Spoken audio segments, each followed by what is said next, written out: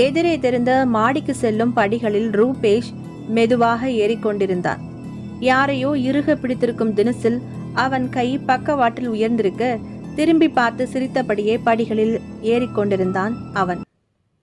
அத்தியாயம் 16.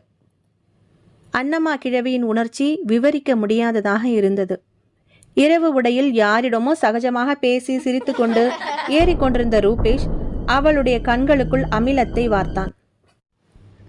தம்பி கூப்பிட்டாள். குரல் அவளுக்கே கேட்கவில்லை. தம்பி குழந்தை. அவளது பலவீனமான குரல் ரூபேஷின் செவிகளை எட்டிய மாதிரியே தெரியவில்லை. வேலைக்காரனும் சமையல்காரியும் காலையில்தான் வருவார்கள். கேட் வாட்ச்மேன் தான் வாசலில் இருக்கிறான். இங்கிருந்து கூப்பிட்டால் கேட்காது.